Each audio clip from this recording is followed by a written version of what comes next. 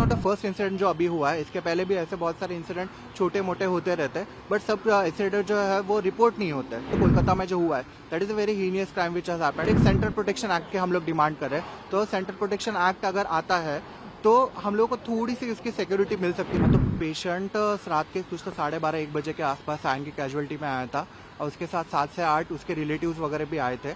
And patient ने already दारू P वगैरह पी रखी थी। Patient was already intoxicated and वो ऑलरेडी बाहर कुछ मारपीट वगैरह करके आ चुके थे। उसकी वजह से उसके चेहरे पे बहुत घाव थे, और घाव के उनको मतलब वो घाव के लिए उसको ट्रीटमेंट ऑलरेडी चल रही थी, और उसको सूचर्स वगैरह लिए गए थे। बट वो जो घाव थे वो चेहरे पे थे, तो एक ENT रेफरेंस करना पड़ता है, उनके जो फिटनेस है वो देनी पड़ती है। तो उसके लिए 3:30 बजे के आसपास ENT डिपार्टमेंट को उनका फिटनेस के लिए भेजा गया था।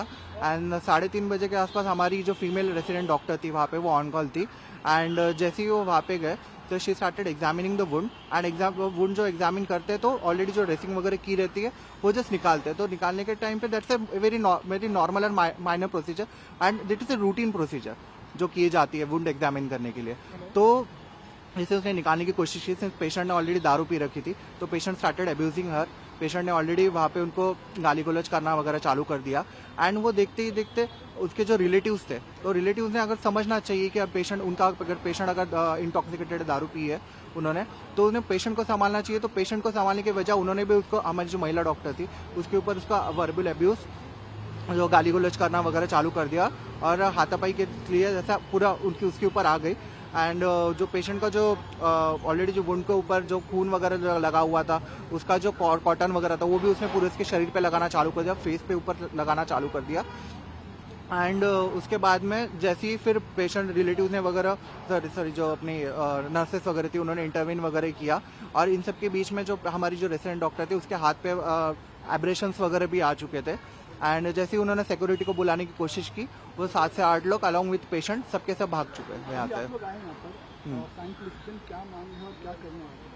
हाँ, तो सायन पुलिस स्टेशन हम लोग वहाँ पे FIR रजिस्टर करने आए हैं। Individual FIR as well as the institutional FIR हम लोग अभी रजिस्टर करने आए हैं। क्या मांग है, क्योंकि हमने ऑलरेडी देखा है इतना बड़ा इंसिडेंट कोलकाता में हुआ डॉक्टर के साथ। हाँ, अभी यहाँ देख लीजिए वापस से फीमेल डॉक्टर के ऊपर अटैक किया जा रहा है। या एग्जैक्टली, तो यही सब चीज़ों की वजह से this is not the first incident जो अभी हुआ है। इसके पहले भी ऐसे बहुत सारे इंसिडेंट छोटे मोटे होते रहते हैं, बट सब इंसिडेंट जो है वो रिपोर्ट नहीं होते।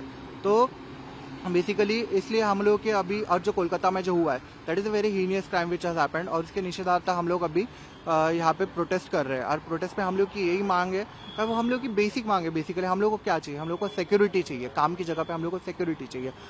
और जो पीड़ित महिला जो है, जो कोलकाता की जो रेसिडेंट डॉक्टर जो हमारी बहन है, तो उसको हम लोग को न्याय मिलाना चाहिए।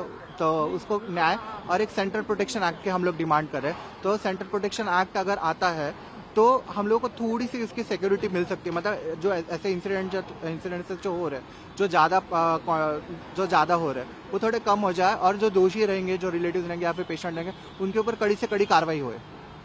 हॉस्पिटल का डीन या हेल्थ मिनिस्टर या कोई नेता या कोई किसी कुछ संपर्क हो पाया इस मामले को लेकर? हाँ, हमारे जो हॉस्पिटल के डीन है डॉक्टर मोहन जोशी सर, वो हम लोग को सपोर्ट कर रहे हैं ये सब केस में।